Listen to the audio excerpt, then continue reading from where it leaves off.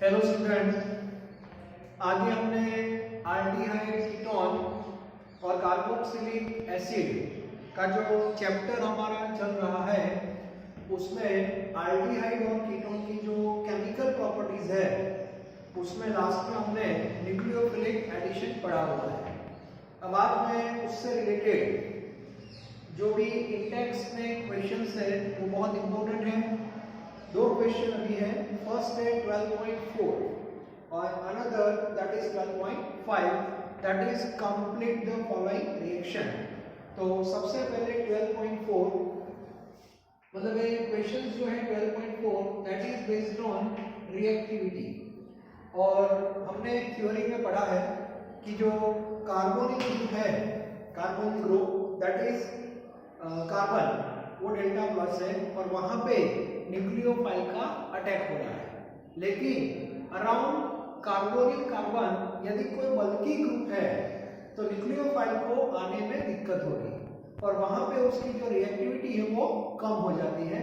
और उस बेस पे मैंने आपको बताया था जनरल बेस पे कि आल्डिहाइड और कीटोन उसमें से आल्डिहाइड की रिएक्टिविटी कंपेयर में ज्यादा है कंपेयर टू कीटोन, क्योंकि कीटोन में अराउंड कार्बोनिल कार्बन 2 R होते हैं और इसीलिए न्यूक्लियोफाइल को आने में दिक्कत रहेगी। तो जनरल बेस पे हम बात करें तो आल्डिहाइड की रिएक्टिविटी कीटोन से ज्यादा है।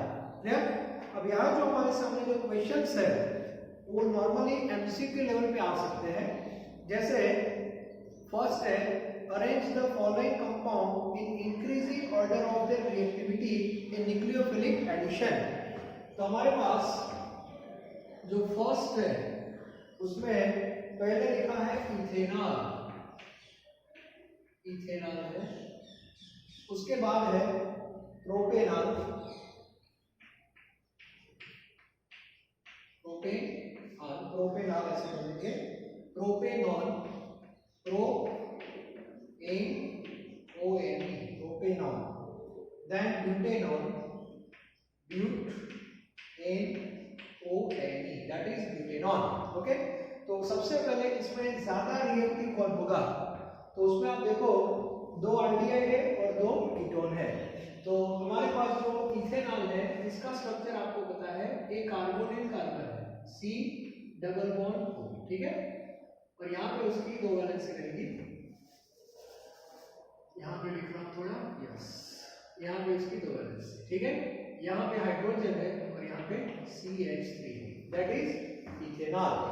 तो इथेनॉल में देखना ये जो कार्बन है उसका अराउंड एक ही R है। इसके बाद बात करेंगे हम प्रोपेनॉल। प्रोपेनॉल जो है उसमें C डबल बॉन्ड O और H तो रहेगा और यहाँ पे ग्रुप आएगा CH2 and CH3 that is ethyl, ठीक है। इसके बाद प्रोपेनॉल, प्रोपेनॉल में C डबल बॉन्ड O, यहाँ पे 2 CH3 ग्रुप, मतलब यहाँ पे भी CH3 और यहाँ पे CH3 दैट इज प्रोपेनॉल। और दूसरा लास्ट में था ब्यूटेनॉल। ब्यूटेनॉल जो है उसमें C डबल बॉन्ड तो रहेगा। अब यहाँ पे ब्यूटेनॉल लिखा है तो ब्यूटेनॉल में एक जगह पे यहाँ पे CH3 लिखेंगे और यहाँ पे CH2 and CH3 that is butanol.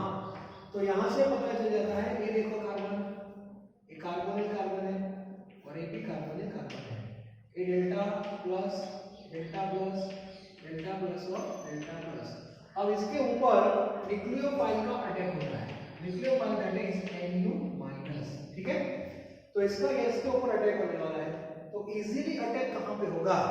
तो पता चल जाता है कि ये जो इथेनॉल है उसमें एक ही R है, इसमें भी एक R है लेकिन ये बड़ा R है, इसमें 2 R हो गए छोटे छोटे और इसमें R मिथाइल और एक इथाइल। तो पता चल जाएगा सबसे ज्यादा रिएक्टिव, ये जो ऑर्डर दिया है वो सीक्वेंस में दिया है एक्चुअली, सबसे ज्यादा रिएक्टिव कौन रहेगा? इथेनॉल, तो इसको नंबर 1 है। ओके, इसके बाद ये नंबर 2, क्योंकि ये दोनों आल्डिहाइड है और जनरली आल्डिहाइड की रिएक्टिविटी कीटोन से ज्यादा ही होती है। ओके, अब ये दोनों कीटोन है तो ज्यादा रिएक्टिव कौन होगा? प्रोपेनॉल, क्योंकि इसके ऊपर 2 छोटे छोटे R हैं, इसमें एक छोटा है और एक बड़ा है, तो स्टेरिक इफेक्ट सबसे ज्यादा यहाँ पे रहेगा। तो इसकी रिएक्टिविटी होगी 3 और इसकी हो जाएगी 4। ठीक है, तो ऐसे एमसीक्यू भी आते हैं। Which of the following is highly reactive towards nucleophilic addition. जैसे क्वेश्चन में आपको ये क्लियर होना चाहिए, हाईएस्ट रिएक्टिविटी और लोएस्ट रिएक्टिविटी। तो ऐसे क्वेश्चंस आते हैं तो आपको प्रैक्टिस भी करनी पड़ेगी। क्लियर? तो इसका एक फोटो ले लो, उसके बाद हम आगे बढ़ते हैं। ये सारे एग्जांपल एलिफेटिक के हैं। अब दूसरा मैं ले रहा हूं एरोमेटिक।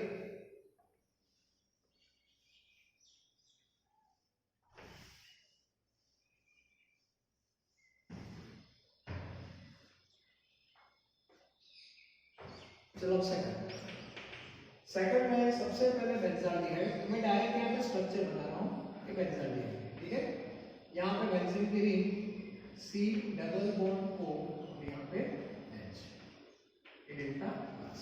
ठीक है, बेंजाल्डिहाइड। दूसरा है पैरा ऑल्विन बेंजाल्डिहाइड। तो यहाँ पे कौन सा ग्रुप है? CH3 और एक ग्रुप तो है बेंजाल्डिहाइड मतलब ऑक्सीजन डेल्टा माइनस होता है, क्या है ये para toluene benzaldehyde, para nitro benzaldehyde. यहाँ पे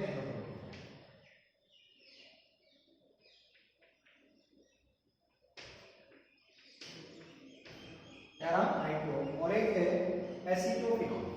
एसीटोफिनोल मतलब बेंजीन की जो रिंग है इसके ऊपर C double bond O COCH3 ketone है ना।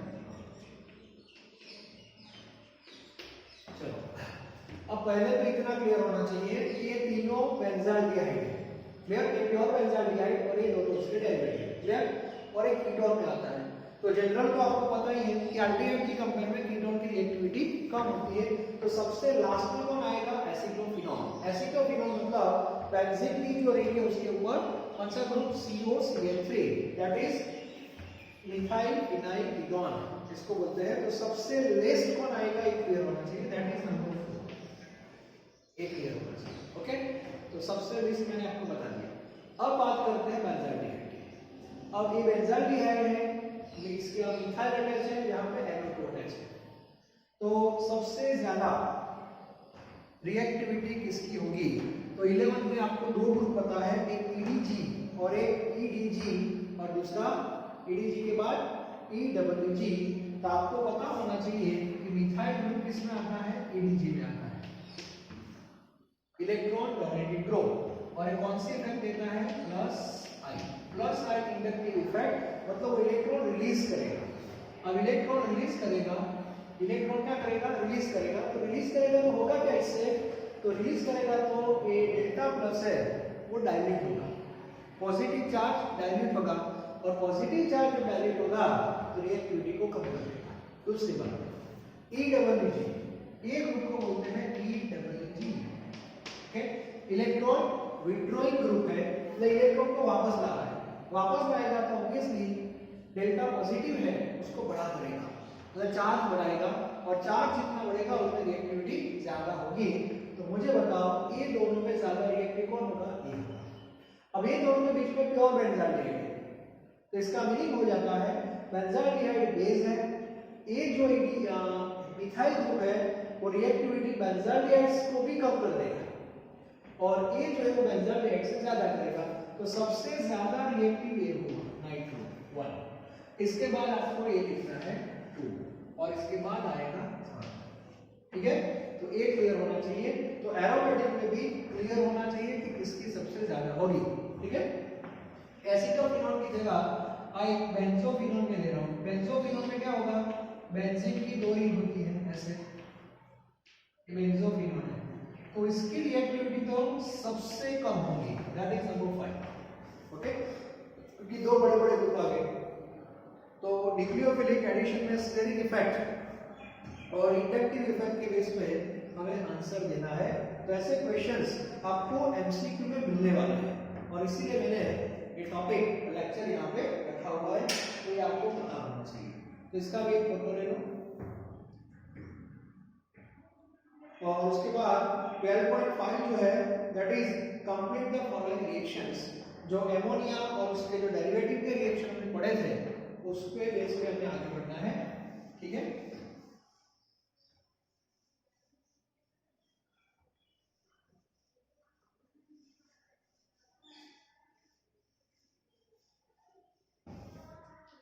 अब एमोनिया और उसके जो डेरिवेटिव्स थे उसका मैंने एक जनरल इक्वेशन आपको बताया था, पहले वो लिख लेते हैं।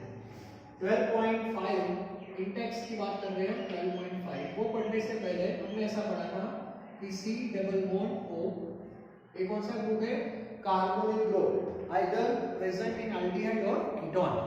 बाद में यहाँ पे हमने एमोनिया और उसके डेरिवेटिव की बात की थी, तो इसको जनरल फॉर्म में लिखा था NH2Z। Z जो है दैट इज अ वेरिएबल, वो चेंज हो सकता है। If you put Z is equal to hydrogen then ammonia, ठीक है। और उसके बाद क्या हुआ था वो आपको पता है, कैसे रिएक्शन हुआ था। तो इंटरमीडिएट स्टेप हमने ऐसा लिखा था, C यहाँ पे दो वैलेंसी ऐसे ओपन हो गई थी, ऑक्सीजन के साथ कौन गया था, ऑक्सीजन के साथ कौन गया था, O के साथ H, और यहाँ पे था NHZ and this is intermediate, okay, NHZ। इसके बाद कंडेंसेशन हुआ था, तो वाटर निकल गया था यहाँ से OH और यहाँ से H minus H2O। So ultimately हमने ऐसे लिखा था double bond NZ and this is our final product, this is our final product। तो ये हमारा रिएक्टेंट है, मेन रिएक्टेंट, ठीक है, और ये रिएक्टेंट जो गाइड करता है।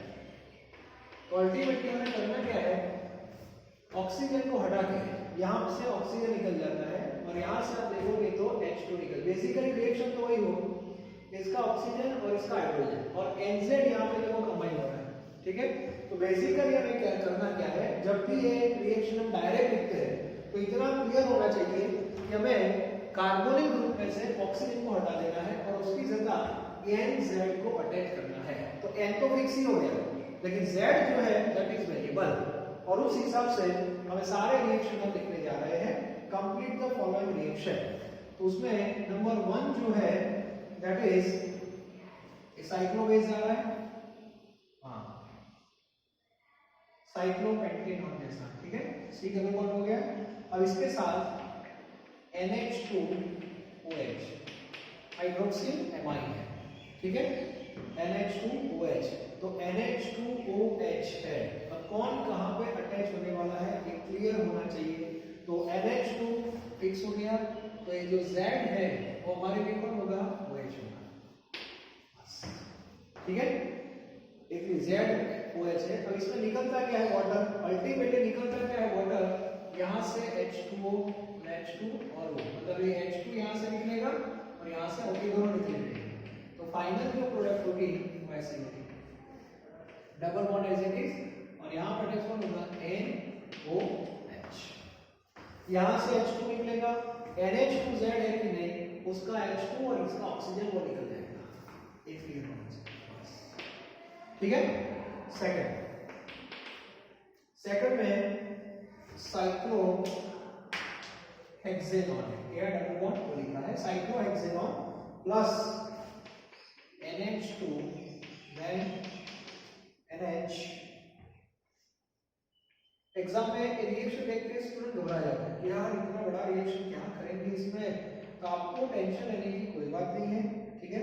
और यहाँ पे आपको बस वाटर निकालना है, बस इतना क्लियर होना चाहिए। और वाटर कहाँ से निकालना है, तो एक ऑक्सीजन यहाँ से गया और NH2 पार्ट कॉमन है, Z तो रहेगा, तो इसमें से H2 निकलने वाला है, बस, और अटैच कर दो। तो यहाँ पे जो प्रोडक्ट मिलेगी लाइक दिस, यहाँ पे डबल बॉन्ड, फिर NH, बाद में जो रिंग है वो रिंग एज इट इज, यहाँ पे NO2 और यहाँ भी NO2, ठीक है। तो ऐसे लिखते हैं, तो इसका भी फोटो ले लो। तो ऐसे रिएक्शन आप आराम से लिख सकते हो। टोटल इसमें 4 दिए हैं, तो 2 हो गए, इसका भी फोटो ले लो, बाकी को डिस्कस कर लेते हैं। एमोनिया और शॉर्टकट आपको पता होना चाहिए कि हमें वाटर कहां से निकालना है, बस। तो NH2Z है, वहां से H2 निकालना है, और कार्बोनिल ग्रुप है उसमें से ऑक्सीजन को हटाना है, और उसके बाद हमें अटैच कर देना है, बस। Now see number 3। नंबर 3 है, उसमें RCH डबल बॉन्ड CH, उसके बाद एल्डिहाइड ग्रुप है, एल्डिहाइड पर C डबल बॉन्ड O और यहाँ पे H हो गया aldehyde, plus NH2 then C double bond O NH और अल्टीमेटली यहाँ पे NH2 है, NH2 यस, और यहाँ पे लिखा है H+। तो इसमें कंफ्यूजन होता है कि एक्चुअली NH2Z कौन सा है। ANH2 इसको Z बनाए, ANH2 इसको Z बनाए, ठीक है। तो उसमें से रेजोनेंस की इफेक्ट जो है, रेजोनेंस की जो इफेक्ट है वो यहाँ पे आ रही है, और याद रखना यहाँ से H2 निकलता है, मोस्ट इंपोर्टेंट है, और यहाँ से, यहाँ तो कोई इश्यू नहीं है, लेकिन प्रॉब्लम क्या था, NH2Z है तो Z इसको लेना है या NH2Z इसको लेना है वो पता नहीं चलता, और इसलिए यहाँ पे रेजोनेंस की वजह से H2 यहाँ से निकलता है, एक क्लियर होना चाहिए compare to this one, okay.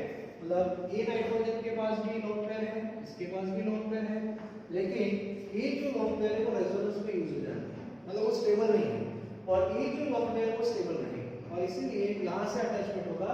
तो प्रोडक्ट जब लिखो तो थोड़ा दिमाग में सेट करके रखना, RCH डबल बॉन्ड CH तो है, अब इसके साथ डबल बॉन्ड, अब O निकल जाएगा यहाँ से, और यहाँ से H, तो अटैच कौन होगा, N then NH C double bond O and then NH2।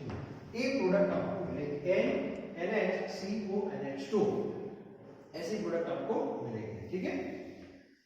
चलो इसके बाद यहाँ पे मैं स्टार्ट कर देता हूँ। आई नंबर 4 है, उसमें बेंजीन की रिंग है, चलो गुड, यहाँ पे COCH3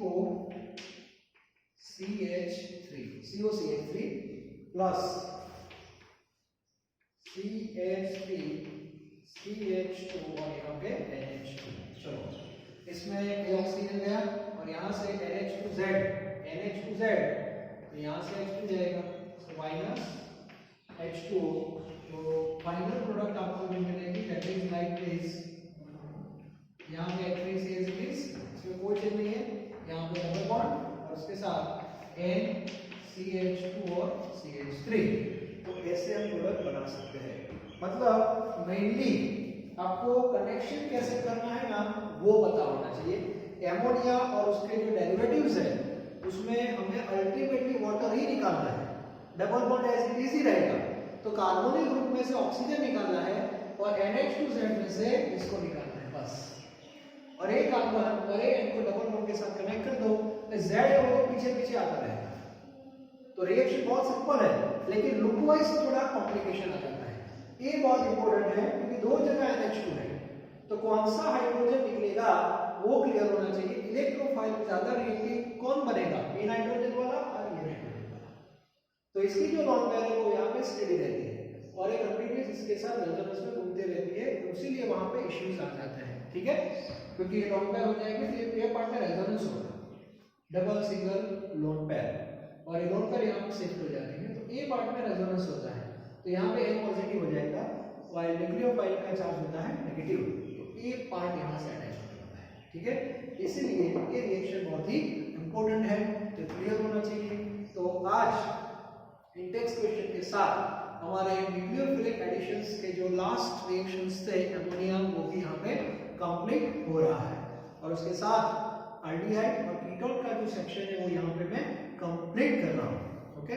नेक्स्ट लेक्चर से हम बात करेंगे कार्बोक्सिलिक एसिड, और वो इस चैप्टर का सेकंड सेक्शन रहने वाला है, ठीक है। Thank you very much.